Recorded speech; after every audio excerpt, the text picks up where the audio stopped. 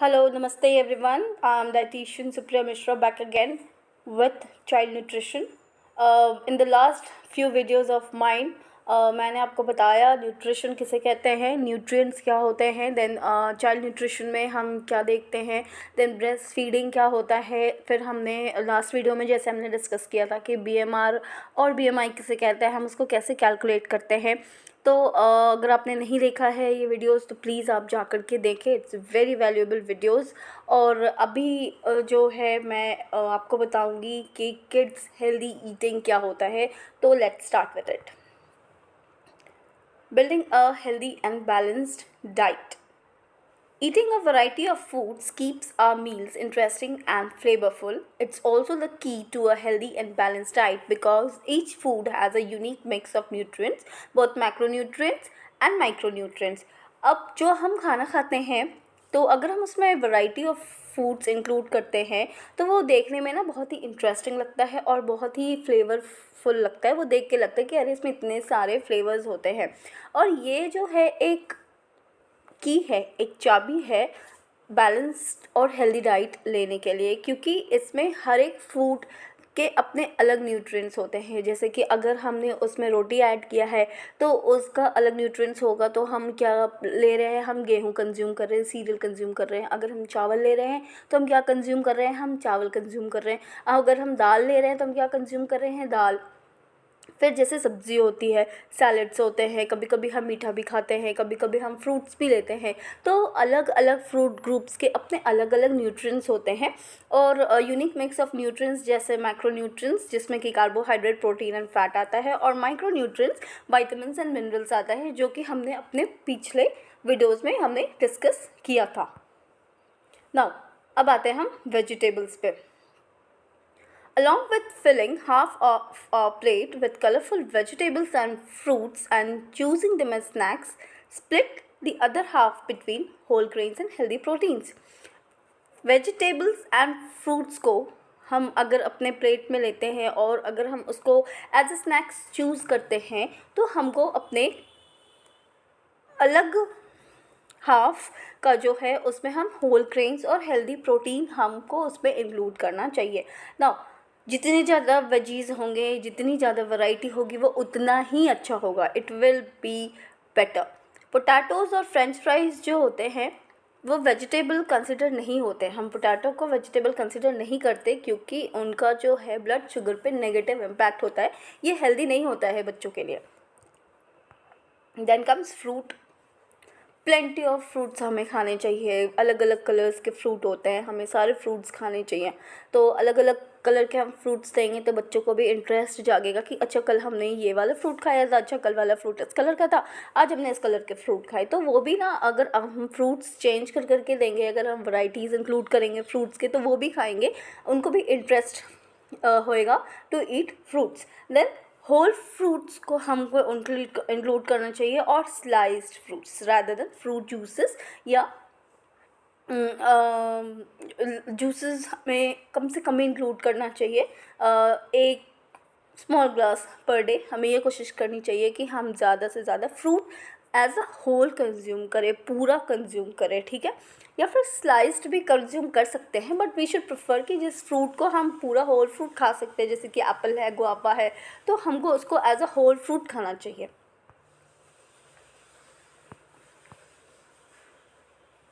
Then comes whole grains. Processed whole grains को हमें use नहीं करना चाहिए। जैसे जो रिफाइंड होते हैं ना फूड ग्रेन्स, जैसे कि हम जो हम मैदा वगैरह यूज़ करते हैं, वो क्या होता है, वो प्रोसेस्ड फूड ग्रेन्स होता है, वो प्रोसेस्ड फूड में आता है रिफाइंड, जो कि हमारे डाइजेशन को स्लो कर देता है। Instead of using processed whole grain, हमें we should go for whole grains. The less process the grains the better. जितने कम प्रोसेस्ड होंगे ग्रेन वो उतना ही बेटर होगा, वो हमारे डाइजेस्टिव सिस्टम को उतना ही अच्छा बनाएगा, हमारा खाने का डाइजेशन उतना ही अच्छा होगा, बॉवल मूवमेंट अच्छा होगा, और हमारा जो भी बॉडी का जो भी वर्किंग सिस्टम है वो हेल्दी होगा।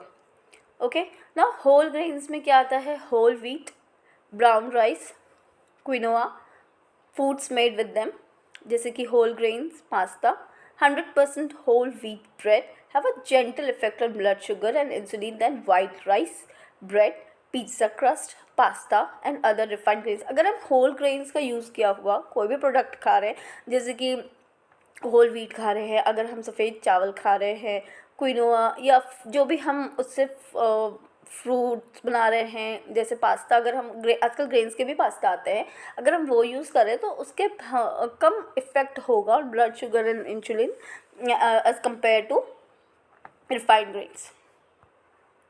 Then comes protein. प्रोटीन में we should choose beans, peas, nuts, seeds and other plant-based healthy protein options as well as fish, egg and poultry. जो वेजिटेरियन हैं वो इन चीज़ों को चूज़ कर सकते हैं, जो नॉन वेजिटेरियन हैं वो इनके अलावा फ़िश, एग और पोल्ट्री को भी चूज़ कर सकते हैं। उसके बाद जो रेड मीट होता है, जैसे कि बीफ, पोर्क, लैम्ब, जो ये मीट खाते हैं उनको वो रेस्ट्रिक्ट करना चाहिए। प्रोसेस्ड मीट भी हमको नहीं खाना चाहिए। हमको ये कोशिश करना चाहिए कि हम रेड मीट की जगह हम वाइट मीट हम प्रेफर करें। Then comes dairy foods. Dairy foods तो हम सभी जानते हैं डेयरी फूड्स क्या होता है, जो हमें दूध से मिलता है। बाकी फूड ग्रुप्स के कंपैरिजन में जो डेयरी फूड्स होता है ना, वो स्मॉलर क्वांटिटी में उसकी रिक्वायरमेंट होती है। Unflavoured milk, plain yogurt, small amount of cheese and other unsweetened dairy products हमें यूज़ करना चाहिए। जो अनफ्लेवर्ड मिल्क होता है ना, मलाई वगैरह जिसमें कम होती है, योगर्ट, जो दही हम यूज़ करते हैं, हमें कोशिश करनी चाहिए कि घर की बनी हुई दही हम यूज़ करें। चीज़ वगैरह हम कम अमाउंट में यूज़ करें, और जो भी डेयरी फूड हम यूज़ करें हम ये कोशिश करें कि वो स्वीटेंड ना हो। फिर milk and other dairy product जो होते हैं वो कैल्शियम एंड विटामिन डी के बहुत ही कन्वीनियंट सोर्स होते हैं। इनसे जो होता है कैल्शियम एंड विटामिन डी जितनी हमारी बॉडी को रिक्वायरमेंट है उतनी हमारी बॉडी को मिल जाती है।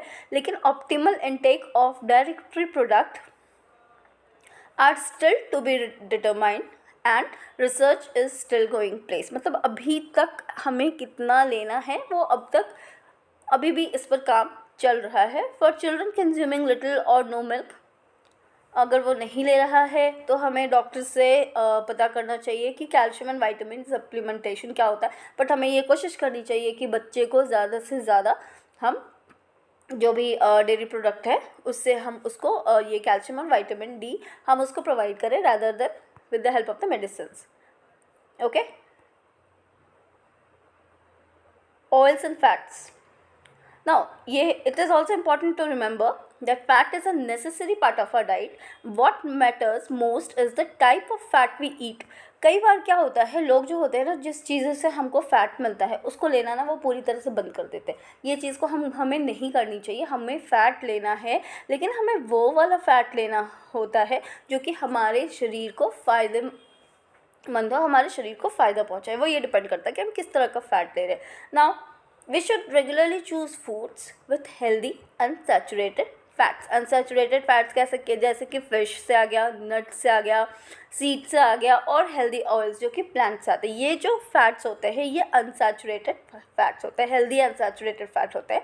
और जो सैचुरेटेड फैट वाले जो भी फूड प्रोडक्ट्स होते हैं जो हाई होते हैं, स्पेशली रेड मीट, वो हमको अवॉइड करना चाहिए। क्या होता है ना, जो सैचुरेटेड फैट होता है ना उनको डाइजेशन में ज़्यादा टाइम लगता है in comparison to unsaturated fats. And then we should avoid unhealthy trans fat from partially hydrogenated oils. ना हमको हेल्दी ऑयल्स यूज़ करना चाहिए फ्रॉम प्लांट्स, जैसे कि olive oil, canola oil, corn oil, sunflower oil and peanut oil cooking के लिए। और हम सैलड और वेजिटेबल पे भी हम उसको यूज़ कर सकते हैं, सैलड एंड ऑल, ठीक है। और बटर को हमें ओकेजनल यूज़ के लिए यूज़ करना चाहिए। Now comes water. Water should be the drink of choice with every meal and snack as well as when we are active. पानी जो है हमें हर मील के बाद लेनी चाहिए, या स्नैक्स के साथ तुरंत नहीं लेना चाहिए, थोड़े टाइम के बाद लेना चाहिए। और जब भी हम एक्टिव हो हमें पानी पीना चाहिए। Water is the best choice for quenching our thirst. It's also sugar free and easy to find as the nearest tap. पानी जो होता है ना हमारी प्यास तो मिटाता ही है, शुगर फ्री भी होता है, और कहीं भी ये ड्रिंकिंग वाटर मिल जाता है। ये हमारी बॉडी को हाइड्रेटेड रखता है, डिहाइड्रेशन की प्रॉब्लम नहीं होती है। उसके बाद जो जूस हम यूज़ करते हैं उसको हमें लिमिट करना चाहिए। We can have as much as sugar add soda to 1 small glass per day. Sugary drinks हमें अवॉइड करना चाहिए, जैसे कि soda, fruit drinks, sports drinks which provide lots of calories and virtually no nutrients. Virtually मतलब उनमें कोई nutrients होता ही नहीं है, ना के बराबर nutrients. Over time drinking sugary drink can lead to weight gain, वजन बढ़ाता है, और type 2 diabetes, heart disease and other problems के रिस्क को भी ये बढ़ाता है। नाउ स्टेइंग एक्टिव, ठीक है, ये जो है ना, हमने डाइट वाइट हमने सारा देख लिया। अब ये जो है ना, ये मतलब होता है कि अगर हम एक्टिव हैं, it is also a part of keeping our body healthy. हमें ये हेल्दी बनाता है, हमारे बच्चों को ये हेल्दी बनाता है। Now children and adolescents should aim for at least 1 hour of physical activity per day and they don't need fancy equipment or a gym। आजकल क्या होता है, जो ज़्यादातर बच्चे और एडोलसेंट जो होते हैं ना, वो फिज़िकल एक्टिविटीज़ नहीं करते, वो आउटडोर गेम्स खेलना पसंद नहीं करते, वो रैदर बस इंडोर एक्टिविटीज़ करते हैं या अपने आप को खुद में फ़ोन वगैरह या जो भी आजकल अवेलेबल है वो उसमें बिज़ी रखते हैं खुद को, rather than playing outside the outdoor games, जो कि उनको हेल्दी रखता है। अब क्या होता है, कई बार हेल्दी रहने के लिए होता है कि फ़िज़िकल एक्टिविटी, बहुत से लोग जिम भागना शुरू कर देते हैं। नहीं, हमें जिम नहीं जाना, हमें आउटडोर एक्टिविटीज़ करनी होती है, बाहर, घर से बाहर निकल के, इंडोर नहीं। The physical activity guidelines suggested that choosing unstructured activities such as playing tug of war or having fun using playground equipment।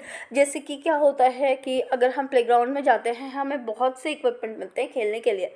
आजकल तो पार्क्स में भी बहुत से ऐसे मशीन्स लगा देते हैं फॉर डूइंग एक्सरसाइजेस। बहुत से ऐसे होते हैं कि लोग वहाँ जा कर के भी एक्सरसाइज करते हैं, या जैसे बहुत से एक्टिविटीज़ होते हैं जैसे टग ऑफ वॉर होते हैं। तो हमें अपने बच्चों को एनकरेज करना चाहिए कि वो ज़्यादा से ज़्यादा फिज़िकल एक्टिविटीज़ करें, खुद को बाहर निकाले। हमें खुद भी उनके पीछे मेहनत करनी होगी, हमें खुद भी उनके पीछे लग के उनको फिज़िकल एक्टिविटीज़ करानी होगी। Okay, now diet quality. Diet की क्वालिटी क्या होनी चाहिए? कार्बोहाइड्रेट, जो टाइप ऑफ कार्बोहाइड्रेट होता है ना डाइट में, वो अमाउंट ऑफ कार्बोहाइड्रेट से ज़्यादा इम्पॉर्टेंट होता है, क्योंकि some source of carbohydrates like vegetables, potato के अलावा fruits, whole grains and beans are much healthier than sugar. Sugar भी कार्बोहाइड्रेट का एक सोर्स होता है, पर वो अनहेल्दी होता है, ठीक है, but vegetable, fruits, whole grains and beans जो होता है वो हेल्दी होता है। तो हमें ये कोशिश करनी चाहिए कि हम हेल्दी कार्बोहाइड्रेट यूज़ कर रहे हैं। Okay, now kids healthy eating plate does not include sugary drinks, sweets and other junk fruits. Kids का जो हेल्दी ईटिंग प्लेट होता है उसमें जंक फूड्स, स्वीट्स और शुगरी ड्रिंक्स, जो जूस वगैरह जो अवेलेबल होता है ना, जो पैकेट जूस होते हैं, वो चीज़ें इंक्लूड नहीं होनी चाहिए। ये हमारे एवरीडे फूड्स नहीं है और कभी कभी ही यूज़ करना चाहिए। अगर हम यूज़ कर रहे हैं डेली रूटीन में, इन चीज़ों को हमें नहीं लाना है। Okay, kids healthy eating plate जो है वो हेल्दी ऑयल्स को एनकरेज करता है, हेल्दी ऑयल्स के यूज़ को एनकरेज करता है in comparison to other types of fat. Now, this was the end of my topic, the child nutrition. I hope कि आप लोगों को ये अच्छा लगा होगा। जो मैंने कोशिश की थी, जो मेरी ये कोशिश थी कि मैं आप लोगों के कॉन्सेप्ट को क्लियर कर सकूं, न्यूट्रिशन क्या होता है और न्यूट्रिएंट्स क्या होते हैं, उससे रिलेटेड चीज़ें, जो भी चीज़ें मैंने इसमें इंक्लूड की है, मैंने पूरी कोशिश की है कि मैं अपना 100% दे सकूं। तो आई होप आपको मेरा ये कंटेंट अच्छा लगा होगा। So thank you very much, stay connected. मुझे भी अच्छा लगेगा अगर मेरे थोड़ी सी भी हेल्प से आप हेल्दी रहे, आपके बच्चे हेल्दी रहे, आपकी पूरी फैमिली हेल्दी रहे। So thank you so much.